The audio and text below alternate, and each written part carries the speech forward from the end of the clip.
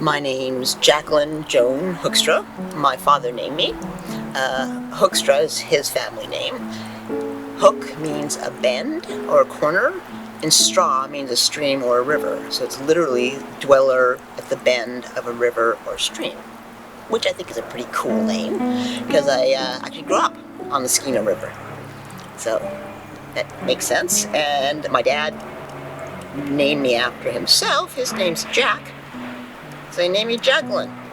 And according to my mother, he named me Joan because I was a girl he was in love with a long time ago in Holland. So, yes, lots of ghosts in my name. I'm an artist. I'm a poet. I spend a lot of time making stuff because it helps my mental health. And often when I'm creating things, I want to make a connection between, humankind and the animal world. I am a nature lover. I live in a forest. I love animals. I love my children. And I have a PhD in eco-criticism. It's the study of literature and analyzing the depiction of nature in it. Just like feminism is looking at, if you're looking at literature, you're looking at how women are treated or described or how they interact, So essentially, it's how nature is being treated within texts. I had a difficult childhood, mainly because I was so sensitive. I basically felt like I was walking around without any skin on. I was that sensitive. And northern BC is kind of like loggers and fishermen and hunters and stuff, right? And so we lived on a farm. I think in some ways it was the farm and the river that nurtured me. In some ways it was idyllic. And in some ways it totally wasn't. So, but it definitely informs me. I would not be who I am if I had not grown up where I did. I believe everything has a spirit. Everything. Mountains and trees, water, ground beneath our feet, animals. I think we need to focus more on how we can connect than how we can disconnect in some ways. Living in the forest, there's just so many animals that come by, and I feel really blessed by it, So, I think that's part of it, and I've always felt that way ever since I was a little kid, because it seemed to me human beings are not to be trusted pretty much ever, and nature never did betray the heart that loved her. Since the whole COVID lockdown, I have been creating companions that are animals, and I call the cotillion of them UNA, which means the United Nations of Animals. Together we are one.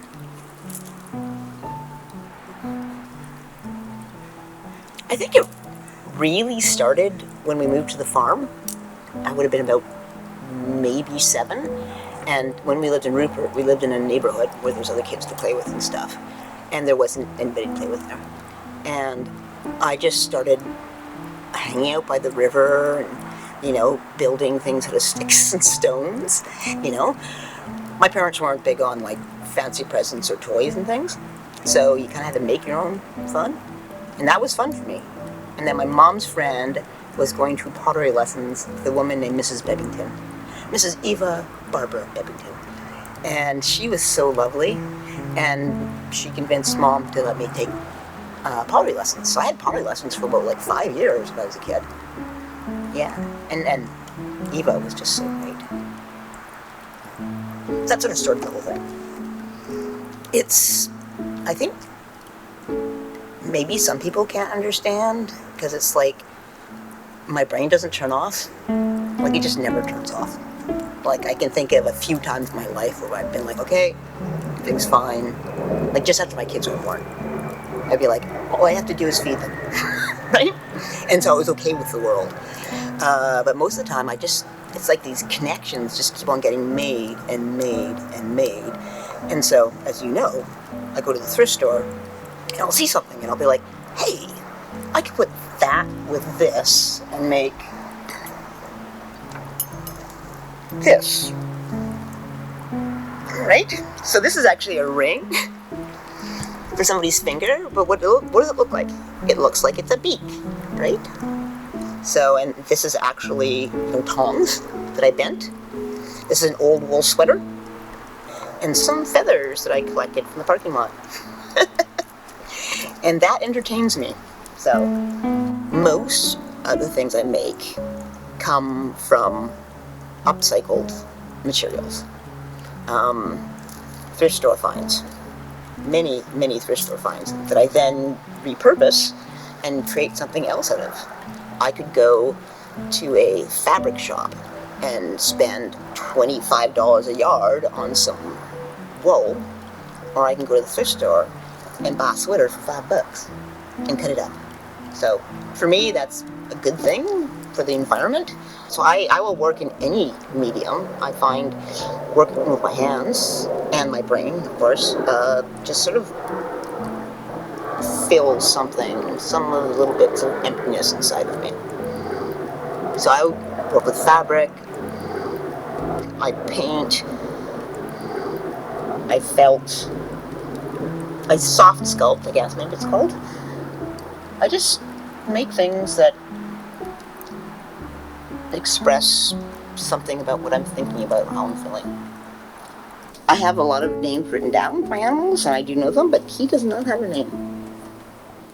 I guess, I I acknowledge that's grotesque, but it does make it not beautiful in its own weird way, you know? And if it makes somebody think about octopi in a different way, I think octopi are so amazingly intelligent and weird. I was like, I'll make an octopi.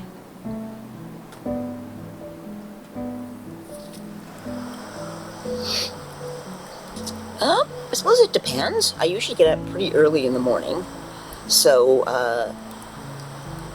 if it's bad weather, I'll do my work inside the house. But if it's good weather, I generally tend to do it out here, as long as it's not raining. I often will work in the morning for a little bit, then I'll go to the thrift store, see what I can find, and then I'll come back and start working again. Listen to music, you know. Sometimes I'll take a break and I'll read a book on my hammock or something like that, you know. But I pretty much every day, with little exception, unless I'm not feeling well, I make stuff. Like every day.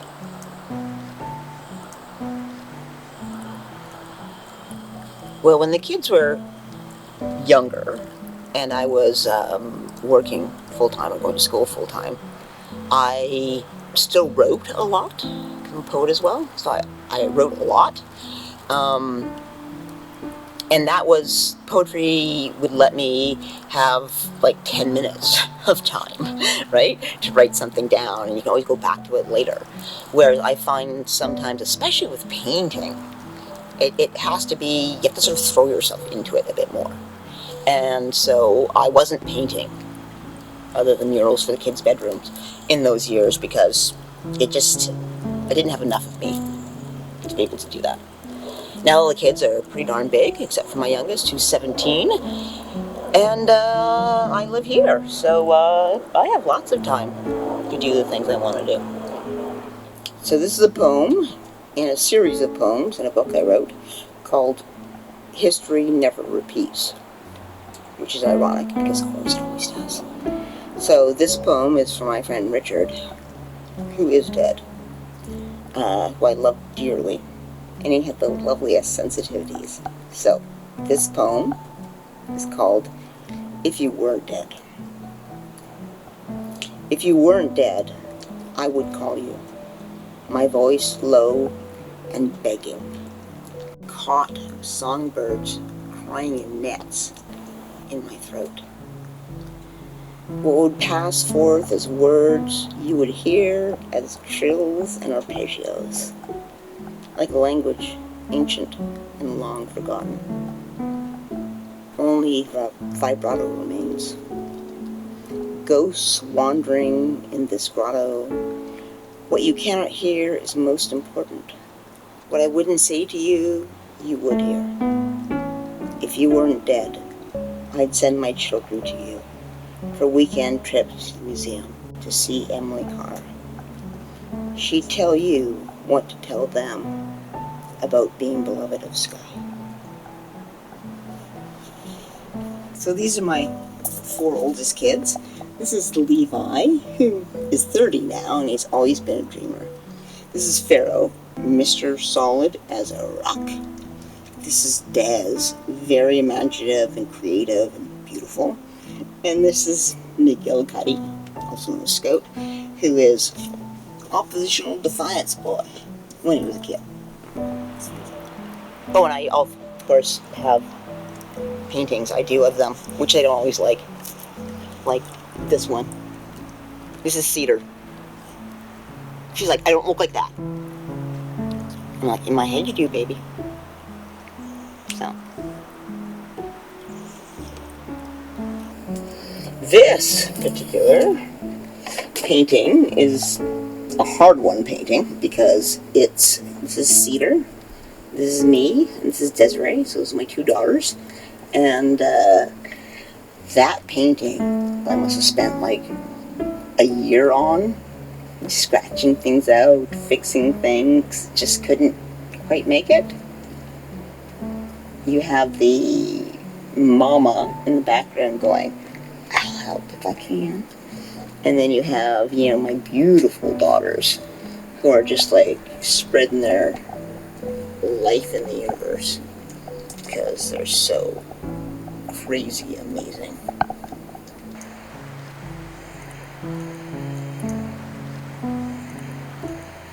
Well, I was living in the big house with my man formerly known as my husband, and then we split up.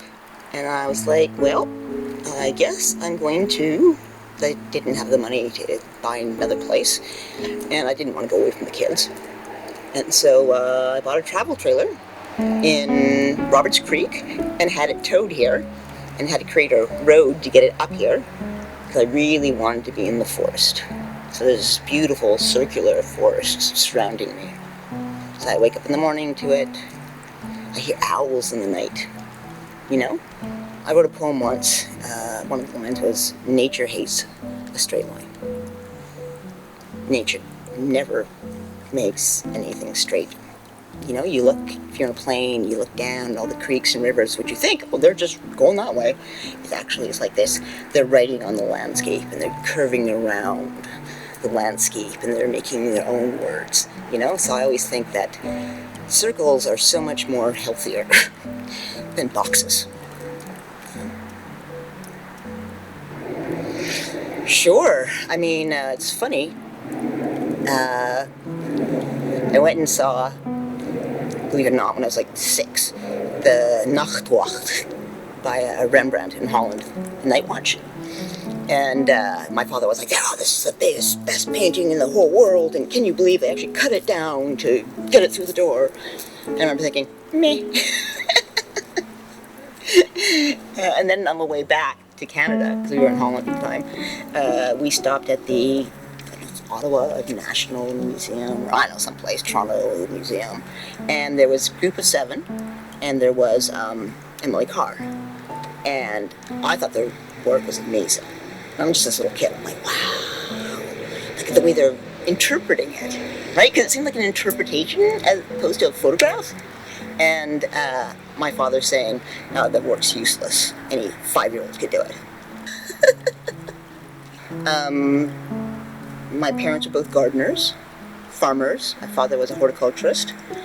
And so I think you bring to any kind of labor your own personal stamp and your way of doing things. And so I think that definitely had influence, but they didn't paint or draw In the later years, my mom wrote poetry, but my mother was deeply depressed for many, many years. So, and she was a hard worker. And, that's what she did to get by. I think it really depends, to some extent, on my mood. I have anxiety and severe episodic depression. It can be really severe. And so the colors I go through maybe tend to reflect how I'm feeling. So I have, paintings that are mostly blue, paintings that are very dark, paintings that are mostly white. And it's not that the white ones are lighter by any means, it's just a different way of how I'm expressing how I'm feeling about something that might be dark but in a light way. I mean, in a colorless way.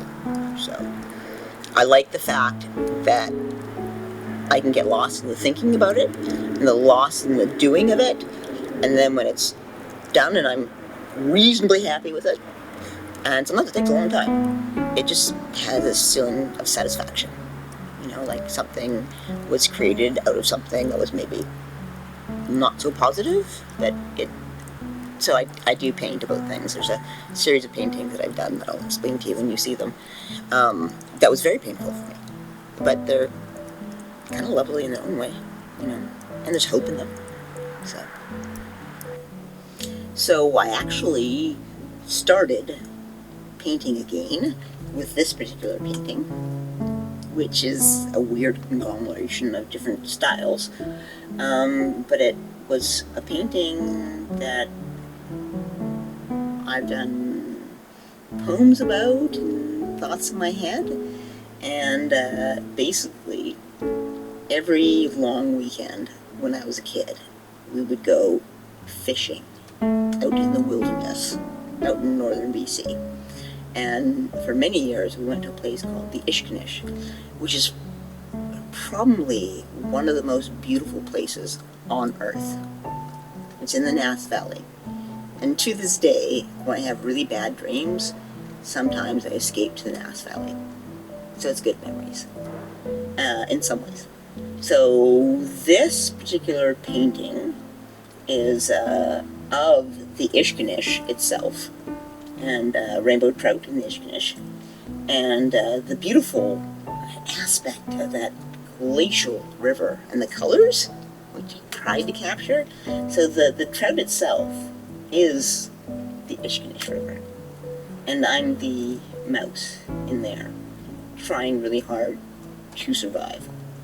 And the title of the piece is called Bleeding at the Ishkanish River, number 1. It's the first place I had my menstrual cycle, and nobody had talked to me about it, and I didn't know what was going on, so I spent most of that weekend in the river. And so it's both a really sort of tragic memory and a healing memory all at the same time. And really it deals with having to come to terms with the fact that I was going to be a woman. So for me, the river helped me with that process. Humans didn't help me with that process at all. And this did. I can't imagine not doing what I do. I just can't imagine it. It's just something I do because it's what I do, And it feels good to do it.